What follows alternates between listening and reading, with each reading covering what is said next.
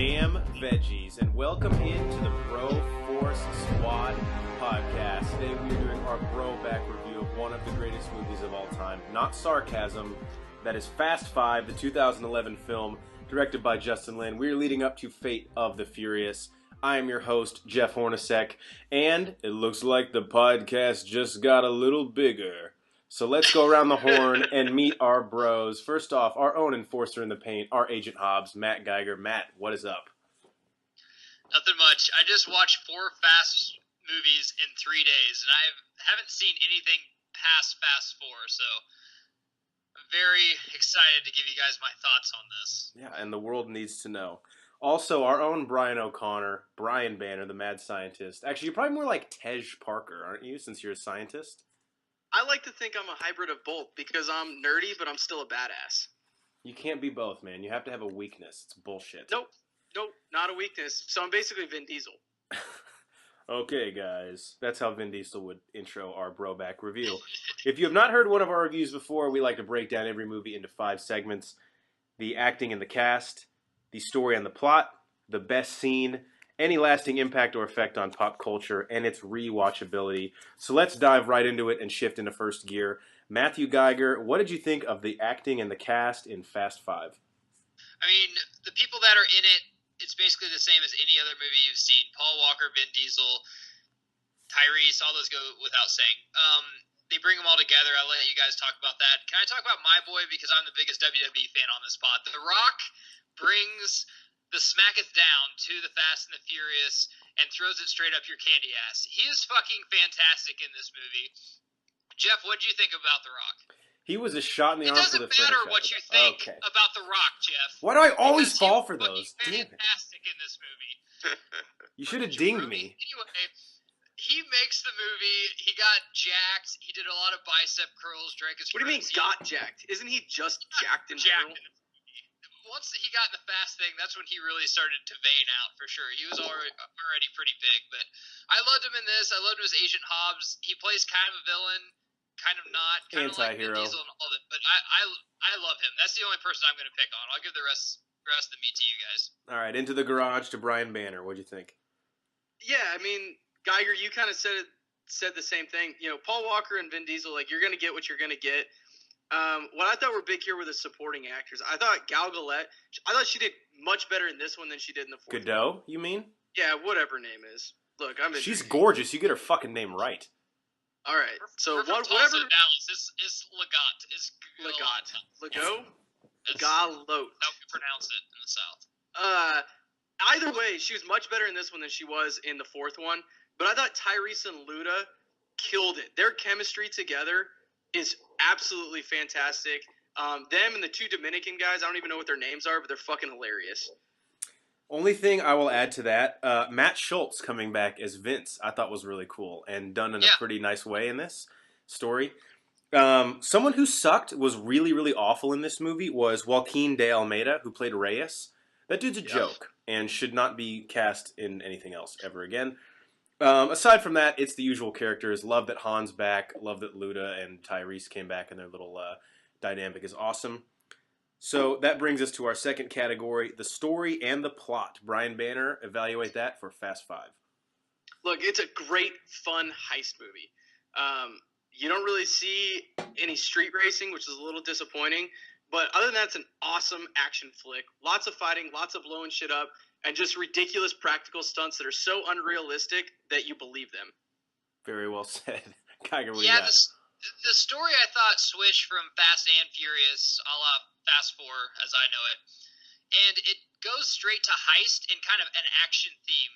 Even Fast and Furious, I thought, still had a little racing to it. But Fast 5 definitely goes to just straight action movie, and that's what we're going to get for the rest of the franchise. Jeff, I'm glad you brought up Reyes. The villain in this was terrible. And if you know of anything, if you go past 4 or 5 movies, the villain has to be good, because we've already seen all of your main characters go through a bunch of different plots and stories and developments and all that. So you have to have a good villain to keep me intrigued. I will say this, though. I'll disagree with Banner, and I'll probably disagree with you, Jeff. But the heist movie took me out of it, because it was kind of Ocean's 11 light for me.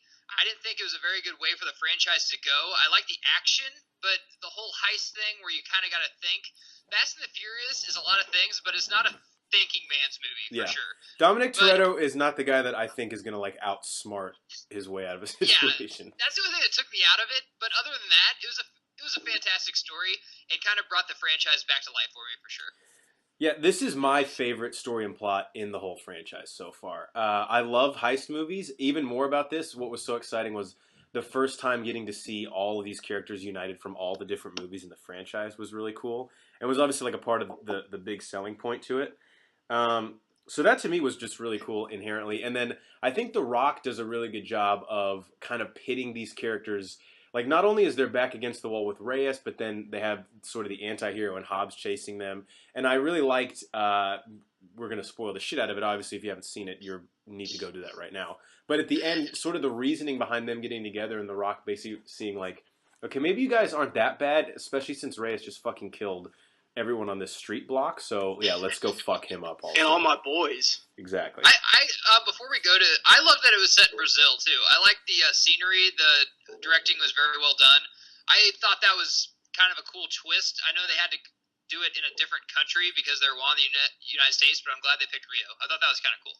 Brazil, as Dominic Toretto would say. Brazil.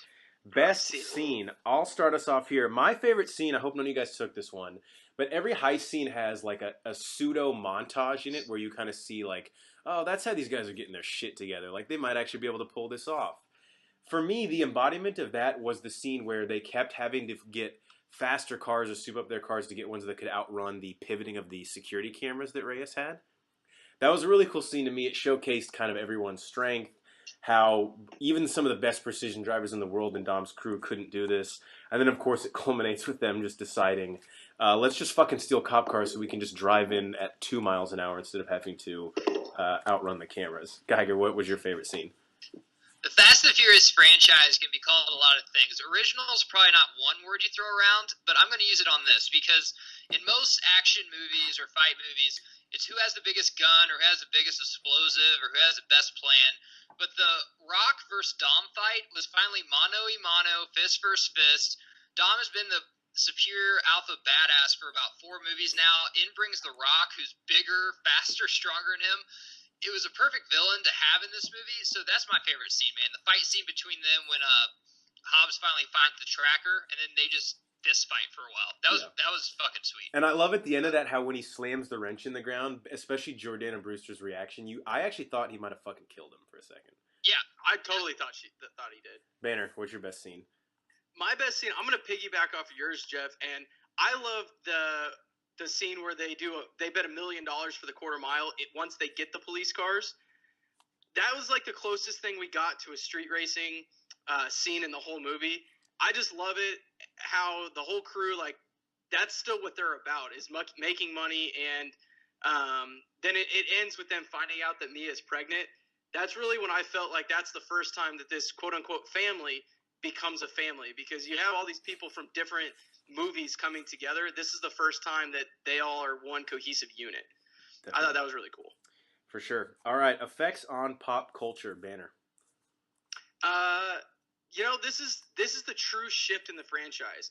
I felt you can kind of feel the shift coming in the 4th installment, but this is really what solidified it from being a street racing franchise to just a big blockbuster film. They brought the big name in The Rock in, and they took it to that next level where they're just blowing shit up and they don't give a shit who's around. No, they do not. I thought it's a definite shift in the franchise. Geiger? Dude, I'm gonna take it right from Banner. It restarted the franchise for me, and as Banner said, Fast and Furious I kind of struggled through a little bit just because of Brian O'Connor's character. He was like NCIS or something. I didn't really understand it. This one, he's more of a bro like the first two. Restarted the whole franchise for me. It was fun. It had me intrigued from the first second I watched it. Yep, I can't really add much to that. Brought in The Rock and turned it into more of like an up-tempo action movie. And the cool thing for me was it made, not only was this the first ensemble film, but now the whole thing involves all of Dom's crew. Obviously, some of them have come and gone for various reasons, but it totally changed the trajectory. And now we know what to expect every summer these movies come out because of how badass this one was.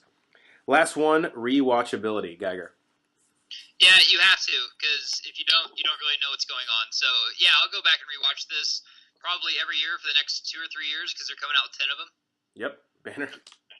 Yeah, I mean, again, this kind of is the in between of two of my probably top 10, top 15 movies.